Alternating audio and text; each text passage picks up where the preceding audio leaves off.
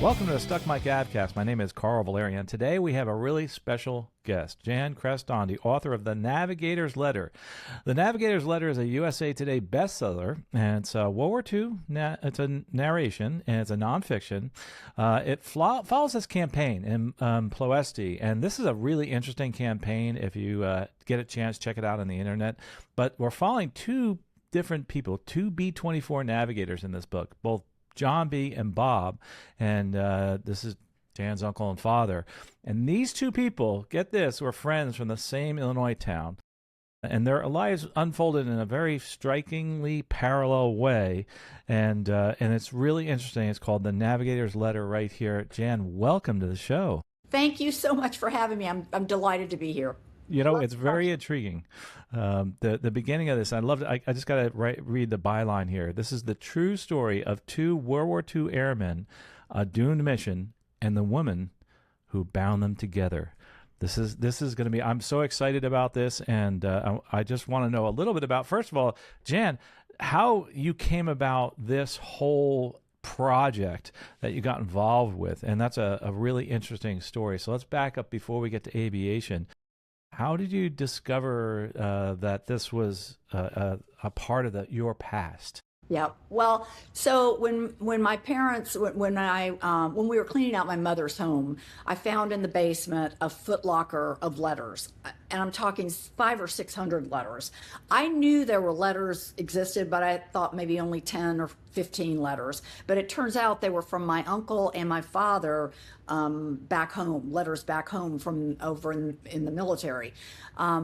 That sort of kick-started the project, but I feel like my whole life prepared me to write this story.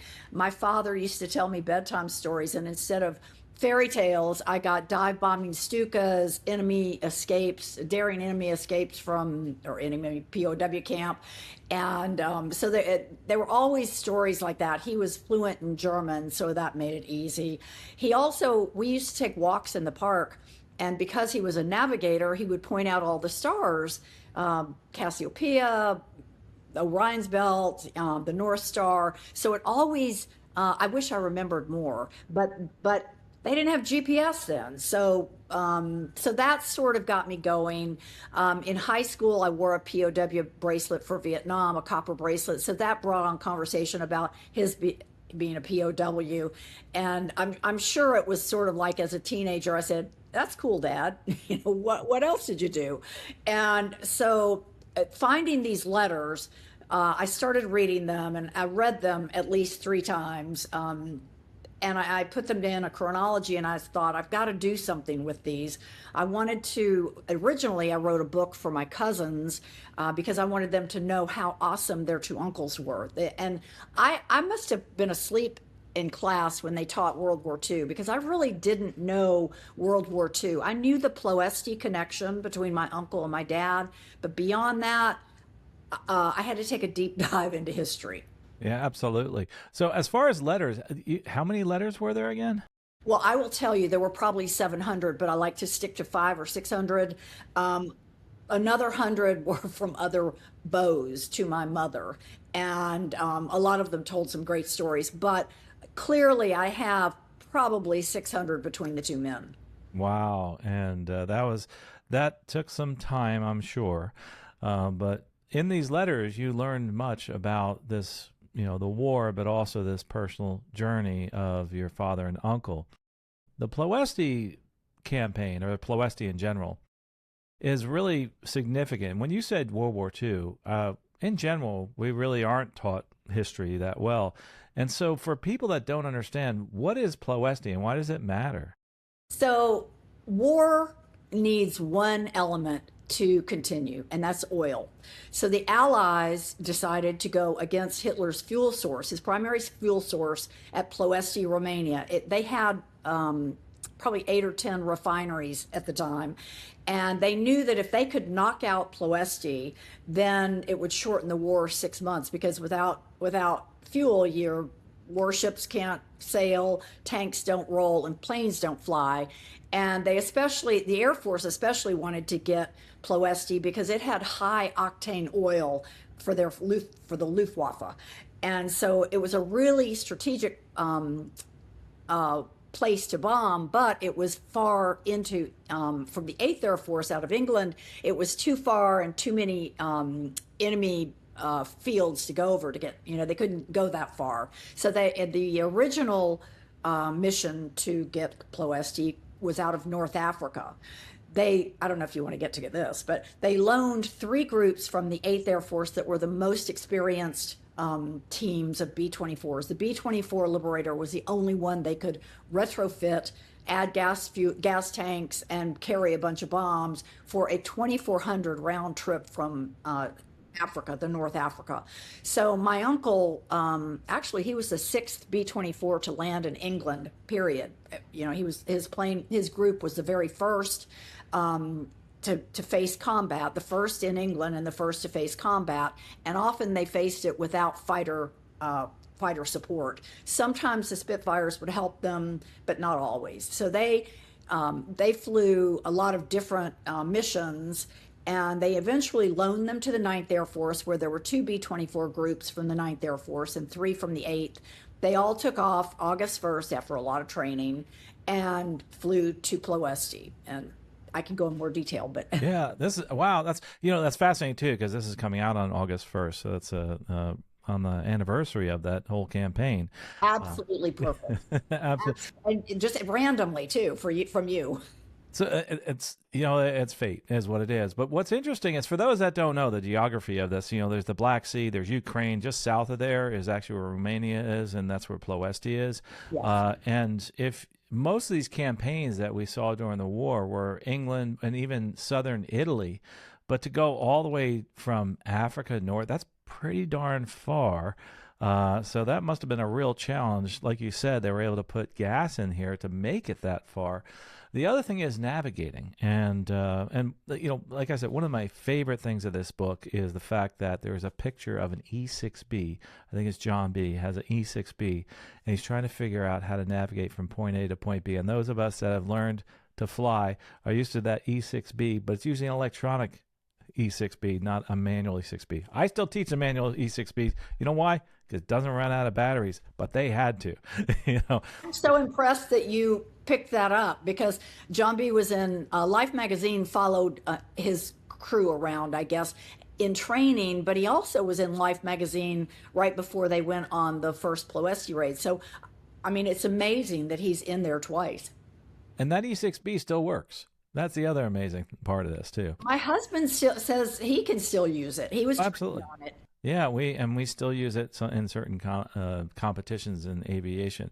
But I digress. Going back to this whole operation in Ploesti. So we have this Ploesti that has all this oil and the refineries, and this is fueling the actually Nazi regime. So what did they do? What was this how did they come about this operation, and what was its? I know its purpose, but so in January 1943, Churchill and Roosevelt met in Casablanca, and they made the plans for the whole next year. And one of the plans was to take out the oil. I think Churchill said something like it was the taproot of German might, which means if we can take out the oil, we can shorten this war. So they had to come up with an idea that they thought it would do it with one fell swoop. They thought that they would run about 200 B-24s from the North Africa. They would go north across the Adriatic Sea and then turn at Corfu. They would go up the Albanian mountains, and then they would come down to low level. They felt like low level, and they called it zero altitude. That's an altitude of 50 feet to 150 feet, right above your house. I mean, and as a pilot, when you get low and you're heavy, the thermals are hard to fly a regular plane. Well, a B-24 is very difficult. You have to use a lot of muscle to get that. It wasn't as easy as the B-17, but it took a more weight and could take more fuel and could go longer distances. That's why they used the B-24. So as they go down slide down the mountainside of Albania, they get over the Danubian plain, and when you're navigating, they usually give you 3 initial points where you make turns.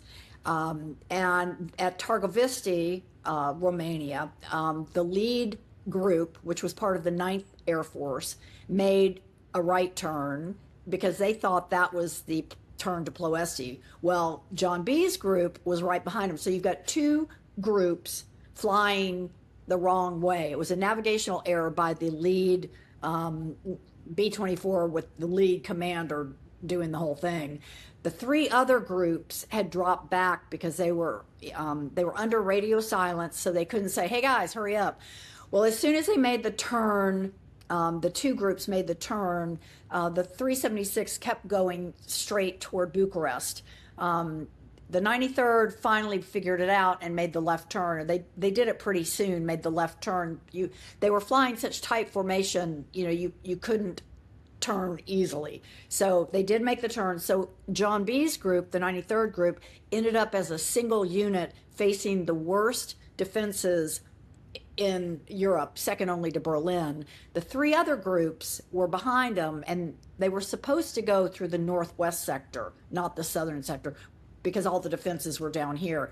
So the three groups are coming this way toward the target, and John B's group is actually crossing the three. And so there's fire, there's black smoke, I don't know how they flew through the target at low level. It was a pretty exciting but chaotic, they were charging the mouth of hell because Hitler had fortified Ploesti. He knew it was going to be taken one day by the Allies, and he wanted to make sure he had everything coming at him. So as John B, before they get to the target, 88 cannons come out, and they're shooting at point blank range because the gunners could actually see the faces of the guys down on the ground shooting them, and it was just horrific. And but John B, went through. They dropped their bombs on targets of opportunity. And so did the other three. Probably dropped it on their targets that they were supposed to, but I'm sure they just crossed in the mix, and it was an ugly fight. They actually still teach it at the Air Force Academy of what not to do. They teach Tidal Wave, what not to do. So Operation Tidal Wave became a very interesting thing to study because of that navigation error. And remember, the other thing about this is when they're navigating back to target, they're still using, those pieces of equipment that are manual, the E6B, to try to get back on target. So remember, they got off target, and then they were able to navigate back. Right. Not using a push button direct to. This is Correct. actually them navigating back to target, so they were able Correct. to do that. To get a little more color on this, you had mentioned that there was all these, forces and the defenses. They must have known they were coming, or they had these defenses there prior. Interesting. Yes, they did know they were coming, and the Germans. Everybody was buying and selling intelligence in North Africa. You had the Arabs down there that would sell things, everybody was trying to get ahead. In order to plan for this mission, they made an exact replica of the Ploesti refineries, meaning the stacks and where the buildings were placed, and they did that in the Saluk Desert. And so people would hear these 200 bombers as they're practicing at low levels, so they knew there was a target for something. So as they got up, they also had spotters. Germans had the spotters. And so in Greece, as they made their round around Corfu, the island of Corfu, they had spotters that would call ahead and say, "Hey, a group of heavies, American heavies are on their way. We don't know if it's Bucharest or Ploesti." Actually, when the team made the wrong turn, the Germans thought they were going to attack both at the same time, and they thought that was pretty gutsy to be able to do that, both targets at one time. But because they had radio silence, they were under radar, so they couldn't be seen, but there are people on the ground. I mean, it was market day on a Sunday. There were people waving at them, waving at the B-24s, not knowing whether they were German or Romanian or what. And So they're that close to where they can see the girls in their dirndl skirts, the colorful dirndl skirts, and it was just amazing what happened, or actually ferocious what happened. So when they went in, they had these defenses on ground, but also I'm assuming they had air defenses. I'm assuming made the Romanian Air Force and the German Air Force. Yes, yes, they had in Bucharest. I know they had the main airfield was just north of Bucharest, and they were ready for the guys because they had heard, oh, there's some coming. They didn't know where they were going yet until the last minute when they saw everybody going toward Ploesti, except the one first group that was still going toward Bucharest. Yeah, they had the defenses that they had. They had fake haystacks where they'd open up with machine guns. They had machine guns on water towers. It was so fortified. They had smudge pots, which is oily fire that would blow up black smoke, so that would hide Ploesti. I mean, it was just crazy. They also had barrage balloons that had tails that were, if you hit them with your wing of your plane, it would detonate. And they had flak going up, and you couldn't avoid the flak because you were wingtip to your wingman. And so it was just a horrific.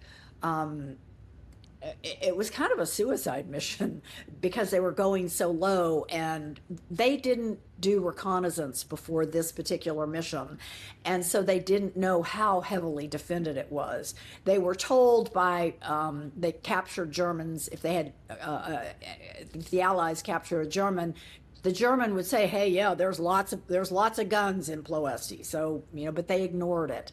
And wow. This is interesting because there was a lot of challenges, and with those challenges, there was a lot of heroism and people that were able to get the Distinguished Flying Cross, Medal of Honor as recipients. This is a story of people also, and going against some amazing and incredible odds. And these people, if you look at the story of Ploesti, in the book and also otherwise, you see so many acts of heroism where they actually were able to get to their target and drop their bombs knowing they may not get back again.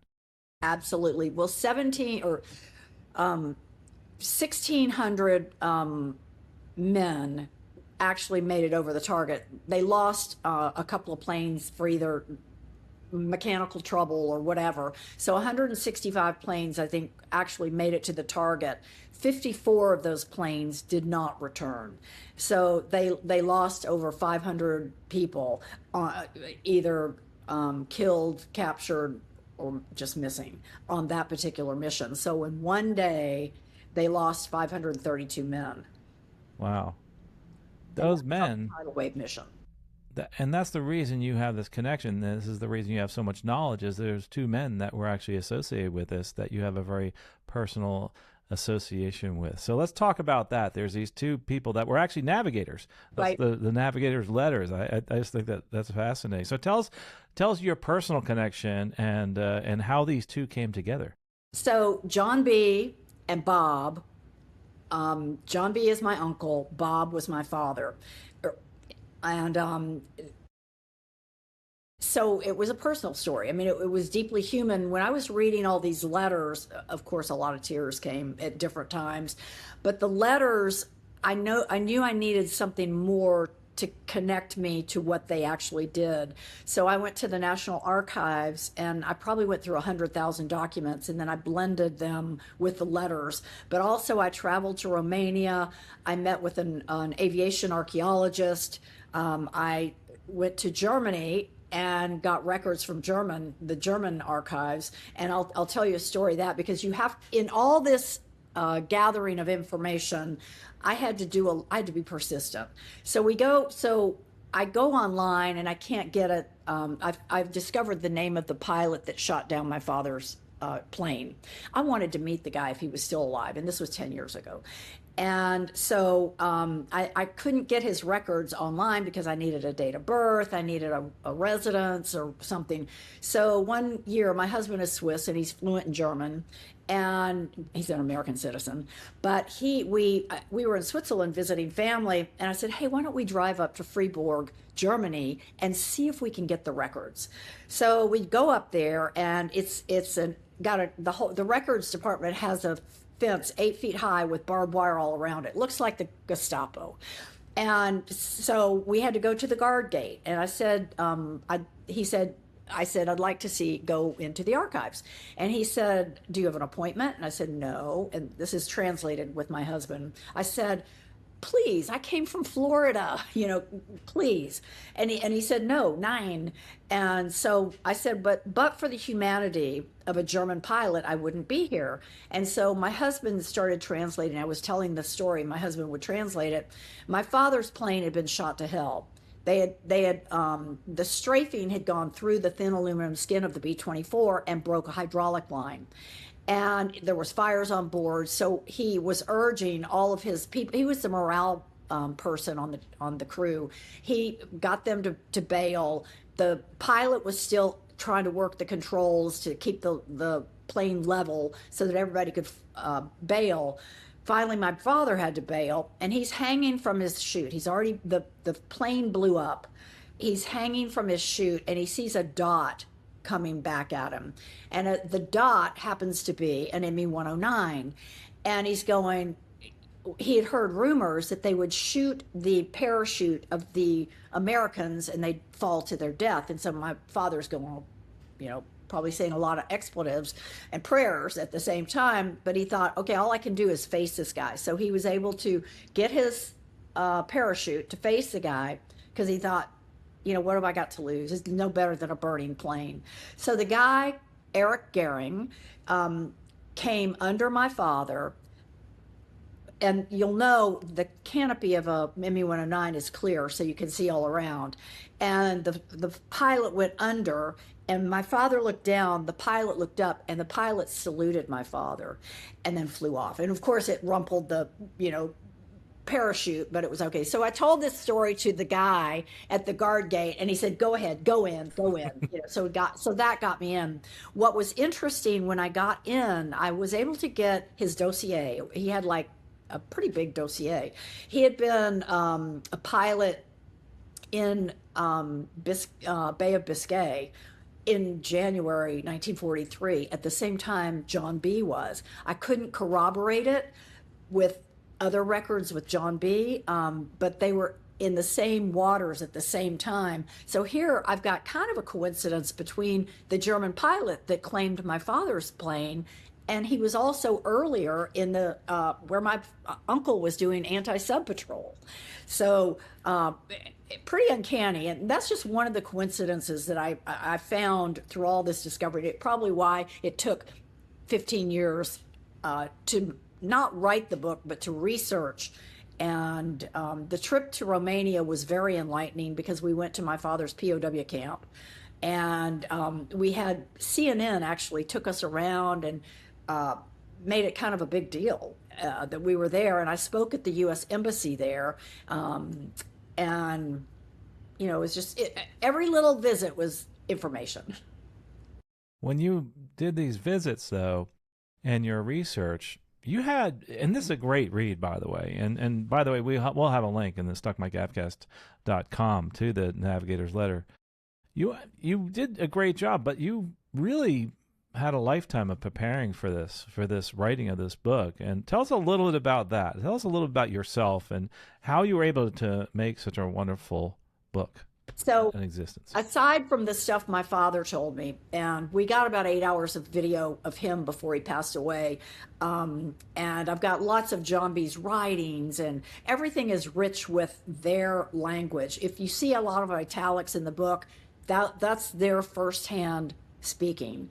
And we couldn't put quotation marks because the whole book would be quotation marks. So we decided to put their voices in there, and it's sort of compelling, I think.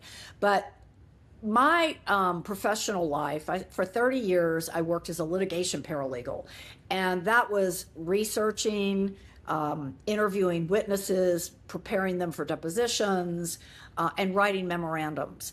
But writing memorandums and writing a book, memorandums are factual information, but writing a book is a very different thing. So I had to learn a little bit about how to creatively make it sound nice enough to read. I took a couple of online, they weren't really courses, but they were informational things that on what you do, you to show what happens in this story rather than just regurgitating facts. So, but I have to say my litigation paralegal, that really was a game changer because it helped me understand writing. Together with my father's information and the National Archives and John B.'s information. John B. actually debated on radio back in the 1939, 40 when he was in law school. And I wanted to hear those debates. So I call up WLS because that's who I knew it was WLS. Actually, I found it. I have my grandmother's journals for probably 50 years. She kept a journal. So in 1940, it was President's Day. She writes in there, "We listened to John B.'s radio debates tonight." And I'm going, what's a radio debate? So I learned that all these colleges, at least in the North Midwest, Northwestern, all the University of Chicago, University of Illinois, all of them would debate on the radio. And they were given a topic, and John B. had debated 4 times, and I read all of his debates. I was able to get them, and his one was very poignant about when we were when the Americans didn't want to get stuck with the war in England. It's across the pond. We're safe, whatever. But it's whether we should join England in this battle. And so it's a very poignant. And so in order to get his transcripts, I couldn't get it from WLS. They thought I was crazy. Yeah, right. We keep track of 80 years of video or audio. Then I went to his law school of law, and the guy kept saying, I'd call him once a month or email him once a month, please, this is what I understand. So finally, after about 6 months of my writing him, I said, okay, this is the last time I'm going to ask, just wondering. He said, he wrote me back, Jan, I thought I was going to tell you we didn't have it, but a retiring professor donated all of his materials, and all of John B.'s radio debates had been translated to teach young lawyers how to debate. And this guy happened to have kept it for almost 70 years or 75 years at the time. So I was able to get his voice, John B.'s voice, in the book with that radio debate. And it was you'll see when you read it, you'll go, wow, this is in it. the uncanny things that I got.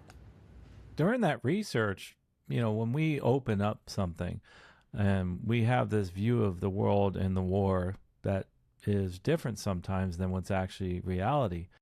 When you were doing this whole discovery and research, is there anything that you found that really changed your view of either your family or of the war? Well, certainly I learned, I don't claim to be a historian, but I happen to know a lot about Ploesti because it was the campaign that affected my family more than anything else.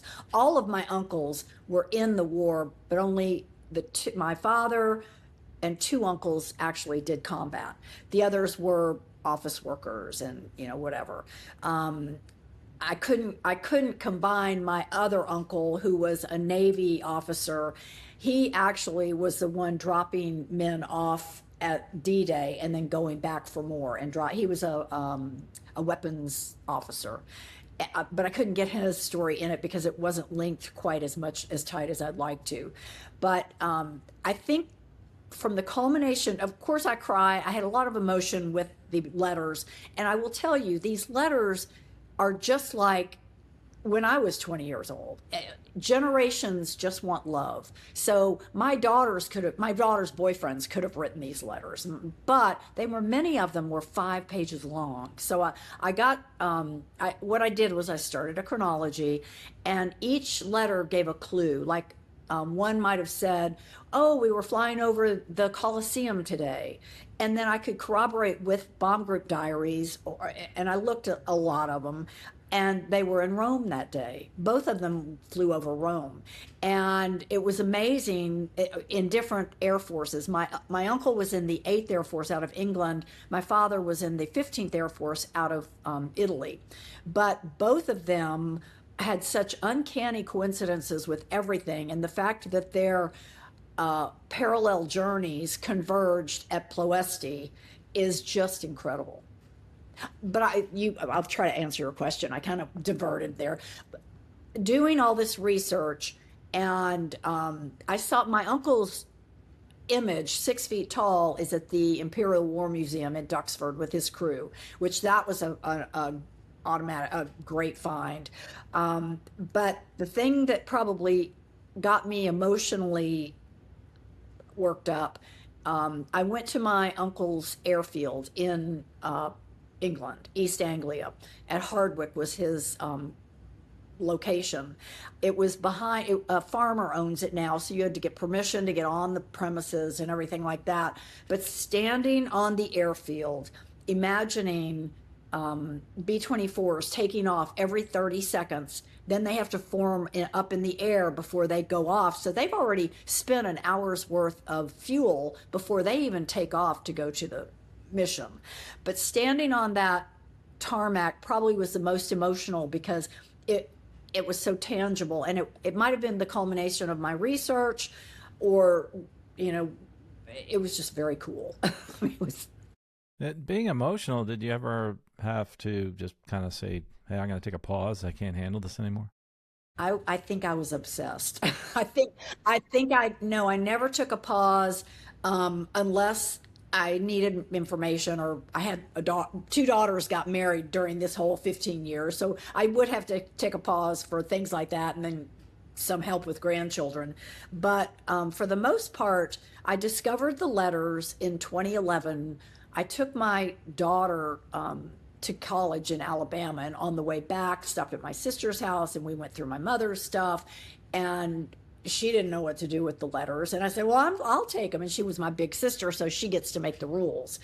And I said, well, I'll take them, because I was more interested in Ploesti and the connection between my father and my uncle than anybody else, I think, in the family. And so it was just sort of an obsession. My husband would leave me in the morning and go to work, and he'd see me on the computer. And then when he came home from work, I'd be still on the computer until 10 o'clock at night, because the letters would take you down a rabbit hole, and then you'd find more stuff. There's one, my father wrote about a friend of his that he met in navigation training. His name was Park Chetwood. Great name, Park. I mean, he was a world-class skier, competitive skier. He went to University of Washington. He was in aeronautical engineering. Great guy. Turns out Park's father died when he was young, and a director had befriended him and taught him how to ski. And so I'm looking for all kinds of this information online, but I couldn't get that information because Park was his middle name. His first name was Gage, and he went by Gage P. Chetwood. I couldn't get his records because I didn't have it. So I finally, once I found he was Gage, I got all this information. I actually found a video on a mountaineering website. Park had a convertible that he and my father used to pick up girls in during navigation training.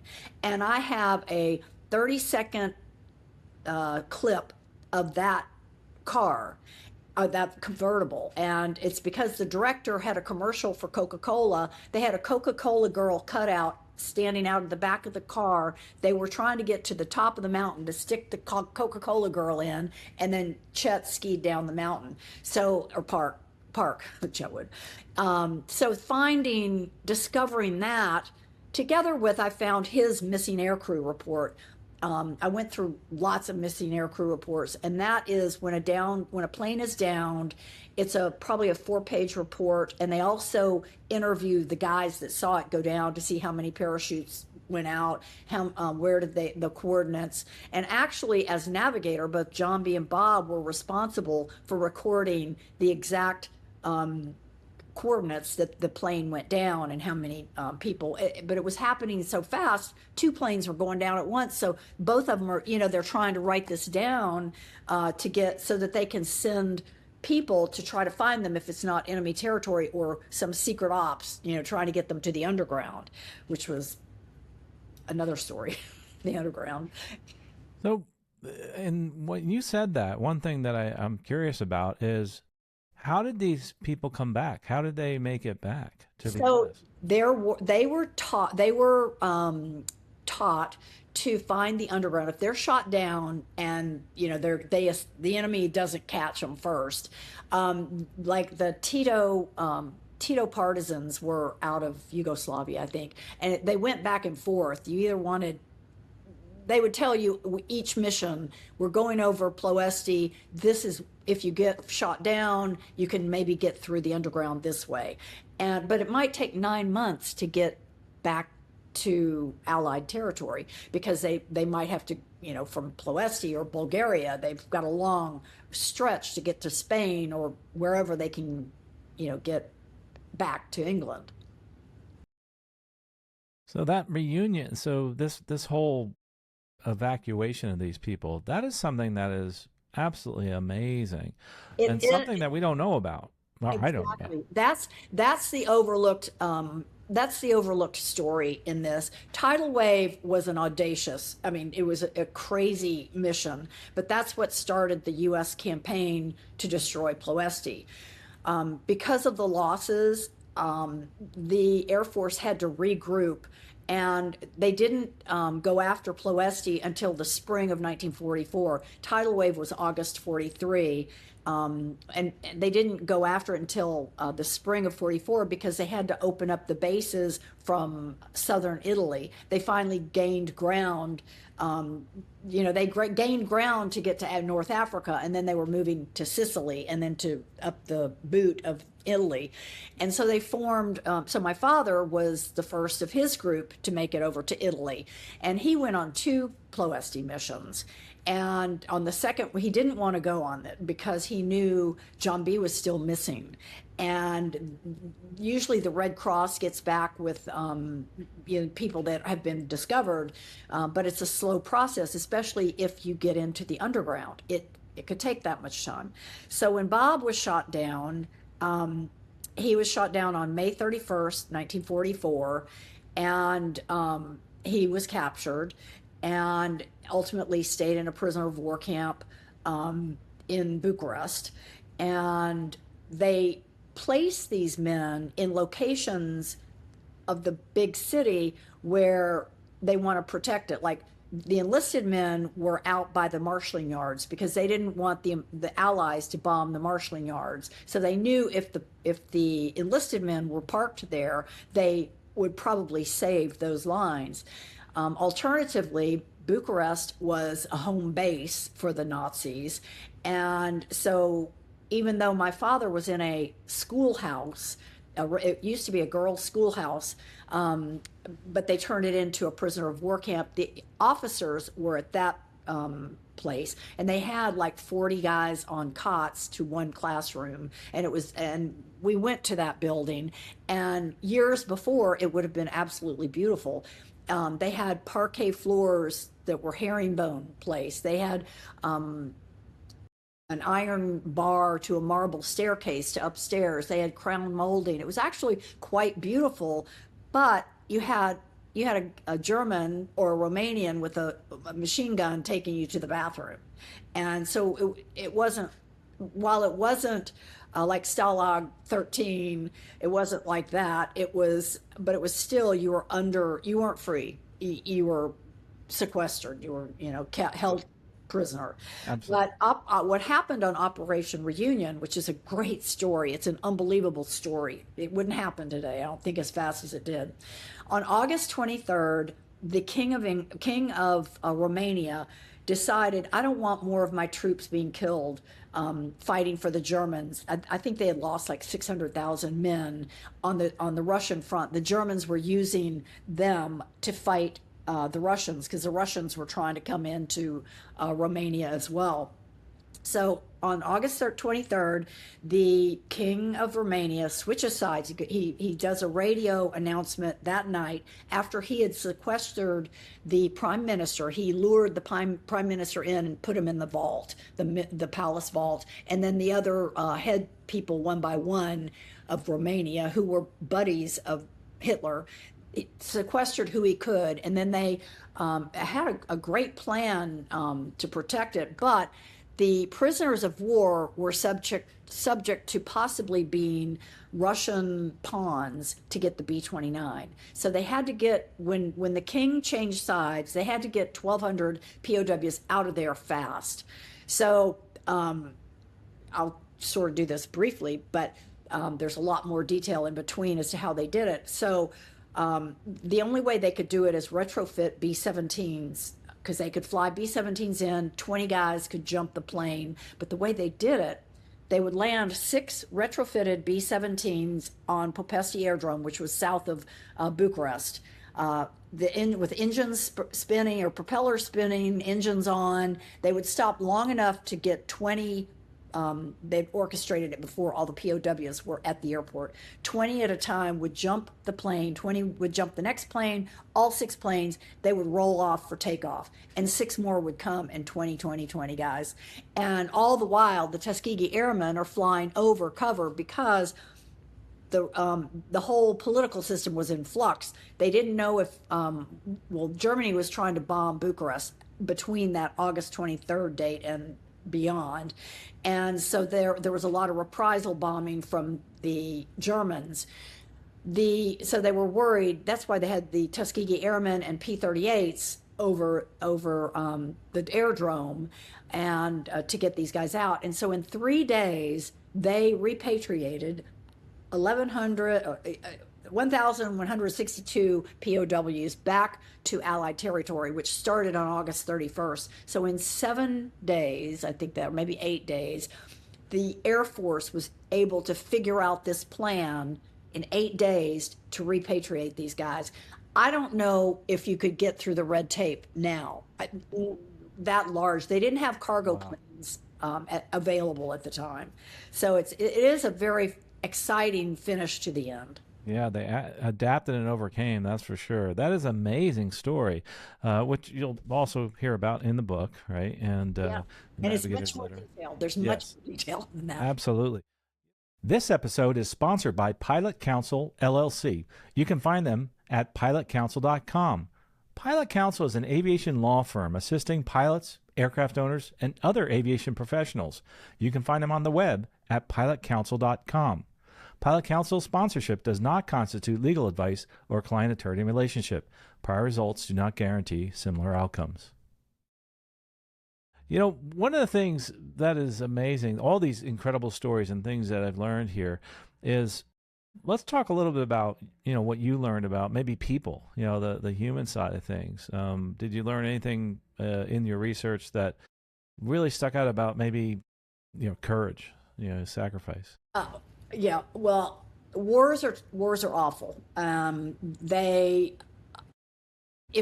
have to tell these stories. We have to tell the stories, or war becomes abstract. People don't understand it, and we lose true cost of what war is, and that's the individuals. Individuals are taken on this. I think so. My father, I asked him a lot of questions, and when he was alive. Asked him a question about being shot down. And he said when he was shot down, they paraded the POWs. Hitler wanted to humiliate them. So they would parade them to these towns that had been bombed. And my father said, sure enough, we bombed one of their hospitals. And so he felt bad about that, because they always claimed you can hit a pickle barrel from 24,000 feet with these bombs, and they're not that exact. And I think what came out of this was the greatest generation, which we don't think the way they think now. They actually, when they came back, they were very kind and very understanding. My father didn't want his son going to Vietnam. I mean, my brother's number wasn't called up, but he did not want people in war because you've just got to figure it out diplomatically. But yeah, it's what did I learn? I just learned how ugly war could be. These guys, these guys would go up every day. John B's group in England had to wait sometimes a month between missions, but they were horrible missions. They one time his group was jumped by 60 MU-109s, and they can go fast. They can go double the speed of a bomber, and they can come head on. And they were aiming for the wing tanks, or the fuel in the tanks, and because they knew they could blow up a plane. So some of these planes would come head on, and then they could shoot off right out. He actually remembers one that came right to the nose of his B-24, and he could almost see the eyes of the German. They were so close. I mean, he held on for. He thought it was going to be a collision. I'm not sure where I'm going with this question, but yeah, I mean, those are incredible experiences. I mean, just learning that, and those small micro experiences are so important to the stories. And talking about courage and fear, and loyalty, etc. So fear. I learned that when these guys, I know where I was going now, because there was John B would go every couple of weeks. Bob would go daily, and so they'd have to go up in the air. As they get toward the target, they have these puffs of flak. It's lethal shrapnel. A direct hit can send a plane down, and there are these black puffs all across the sky. Bob said it looked like you could walk across them. A plane could not get out of their way. I mean, they were so solid because the plane's wingtip to wingtip with his buddy, so they can't divert too much to avoid the flak. So they had to go straight through the flak. So that was scary. I should back up. They're at altitude. It can get to minus 60 degrees up there. So they're freezing. They have heat suits that are, they're actually tethered to the plane that's plugged in. They also have an oxygen mask that's tethered to the plane. They also have communications that's tethered to the plane. So they can't really move around. The Navigator had to go through from the greenhouse nose through a tunnel to the cockpit, because he had to be in communication with the pilot to point out, yeah, you've got to go through that pass, or there were times that he had to go up there to do that kind of thing. But so these guys are freezing cold. They're getting hit by flak. If they're lucky enough to get over the target, they've got the enemy fighters that are coming twice the speed.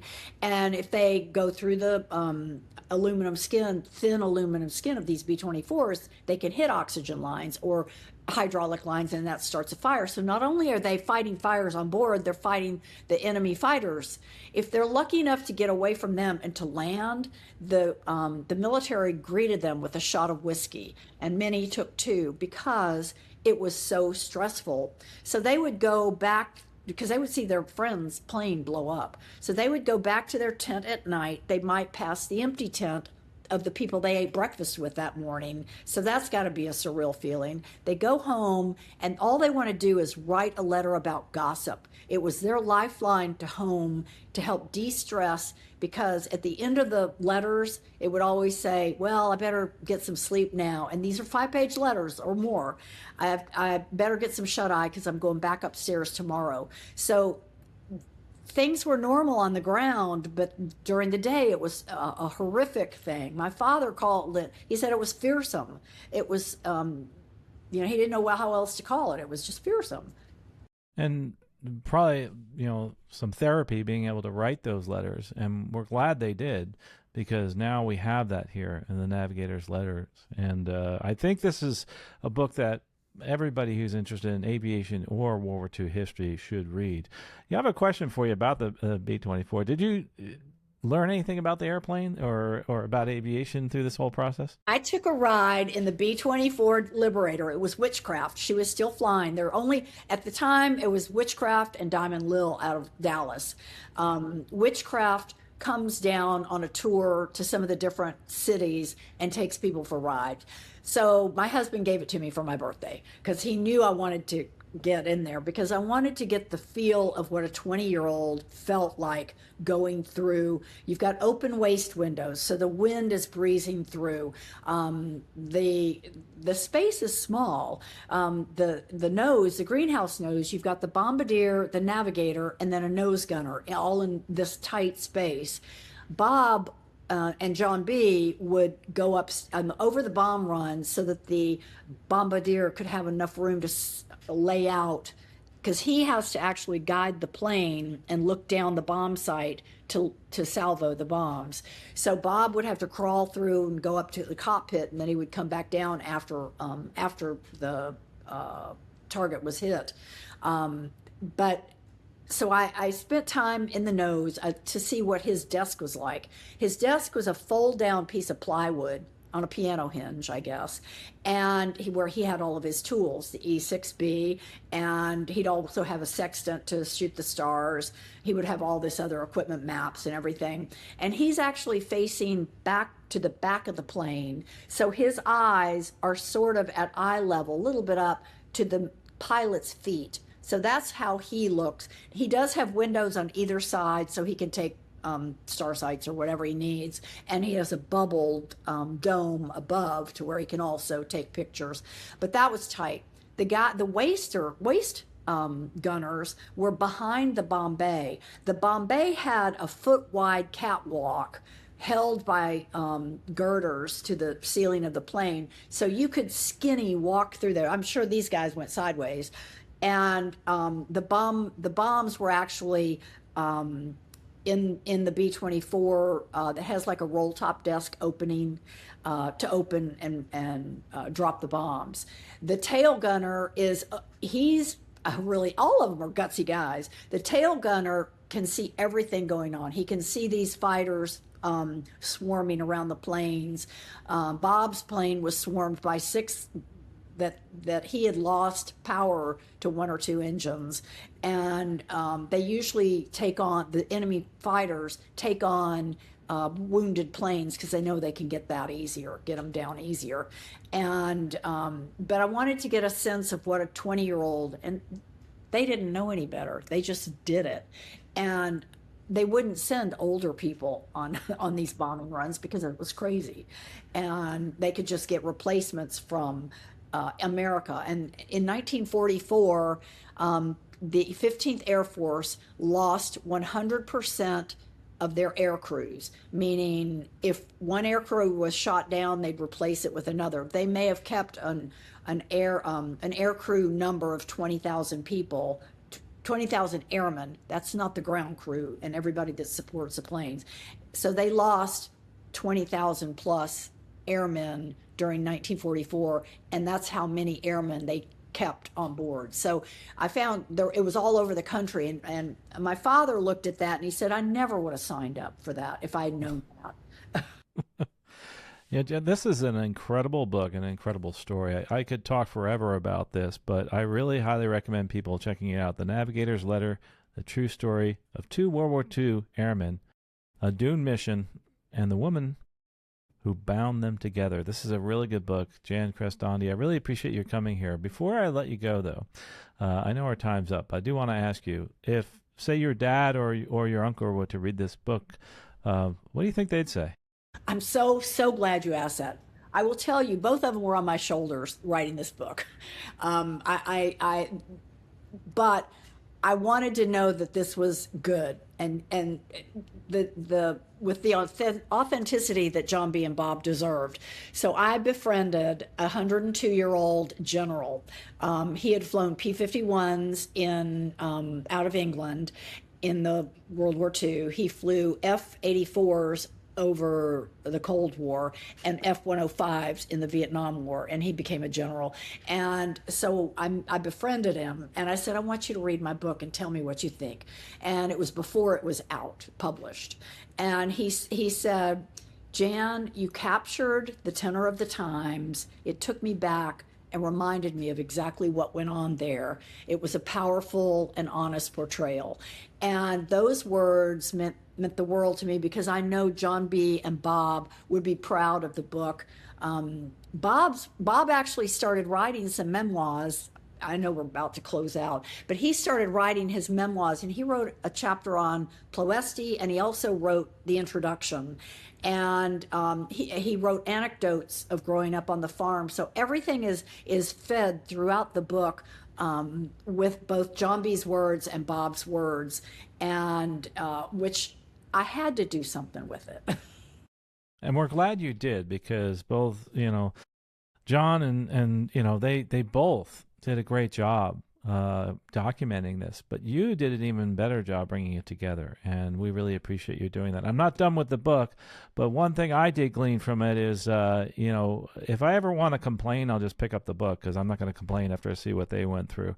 Absolutely. You'll learn much about aviation. Of course, for me, the one picture of the E6B, I thought that was great with John B. It got me starting to read this as I was flipping through those pictures, but the story kept me. I'm so glad. I really appreciate that. Well, Jan, thanks so much for being here. And if you're interested in reading this, go to stuckmicavcast.com, and we will have links to her website and also links to the actual book that you can read. I really appreciate Jan coming here today. And if you're interested in more content like this, let us know. You can write us stuckmicavcast@gmail.com. And a big shout out to our sponsors here, Pilot Council. Appreciate your coming today, and also appreciate you listening, and those that are viewing on the internet, appreciate you coming. And don't forget to do something every day to increase your passion of aviation. And the one way you could do that is by reading the book, The Navigator's Letter. Talk to you next episode. Thank you. Safe flying out there. See you in the next episode.